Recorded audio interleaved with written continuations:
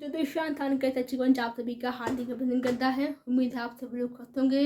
इस साल 2023 के नोबेल पुरस्कारों की घोषणा की जा चुकी है। हम सभी जानते हैं नोबेल पुरस्कार एक ऐसा टॉपिक होता है जिसके प्रश्न हर साल विभिन्न परीक्षाओं में पूछे जाते हैं।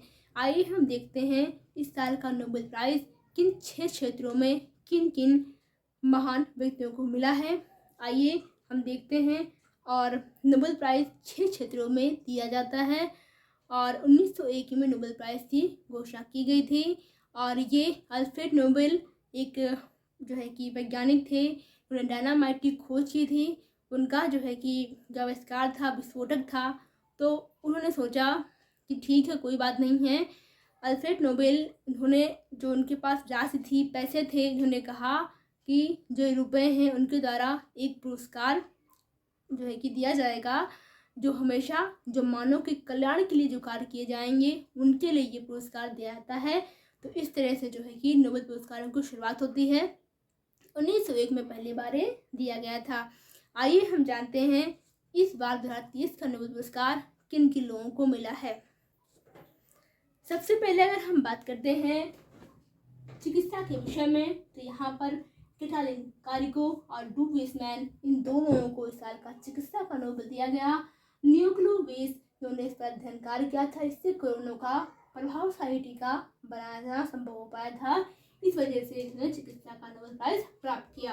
आगे हम बात करते हैं भौतिकी के क्षेत्र में किनको ये प्राइज मिला है। याद रखेंगे पियरे एगोस्टिनी, फेरे कांज, इनी एल्हुलियर, जिन्होंने क्या किया है, प्रकाश की छोटी पल्स बनाने में उन्होंने सफलता प्राप्त की। प्रकाश पर उन्होंने काम किया और इस वजह से इस साल का भौतिकी का नोबेल 3 लोगों को, पियरे एगोस्टिनी, फेरे कांज, इनी एल्हुलियर, इनको भौतिकी का नोबेल मिला है।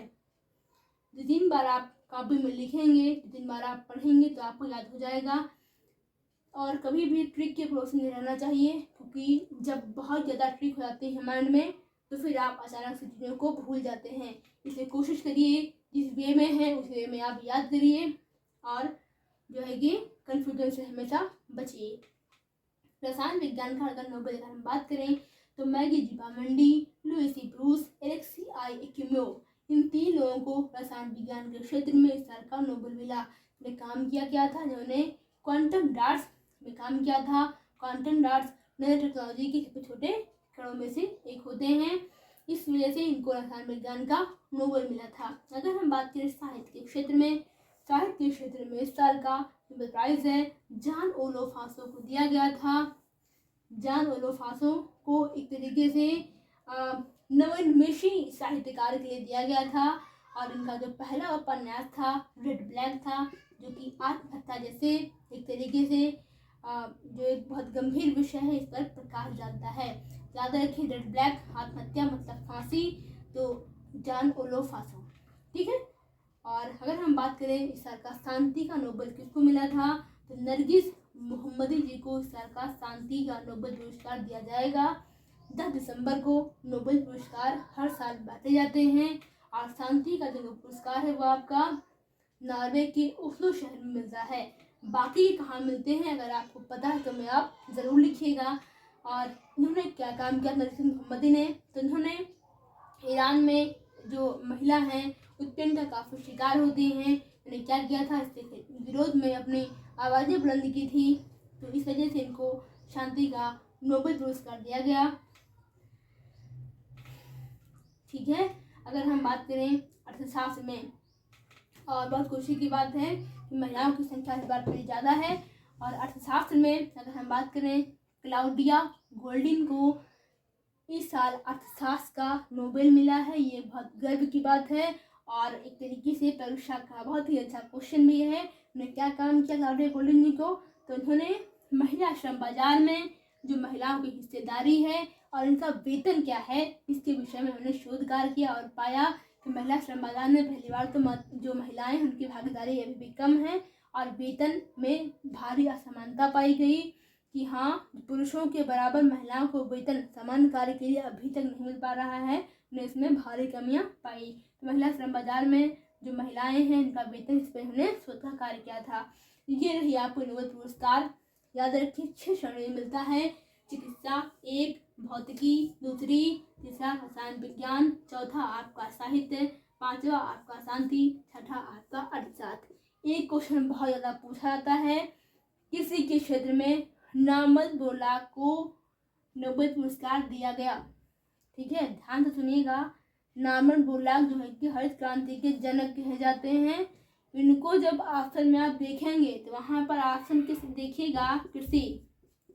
ठीक है, और 3 ऑप्शन और रख लीजिए, एक ऑप्शन आपको मिलेगा सेवा।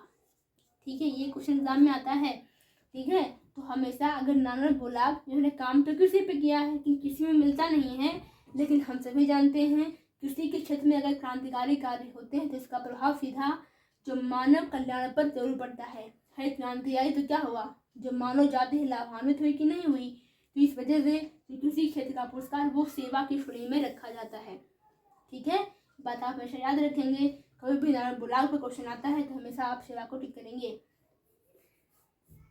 अगर हम बात करें भारत के परिप्रेक्ष्य में, सबसे पहले आपको रविन्द्रनाथ टैगोर की कृति है, रविन्द्रनाथ टैगोर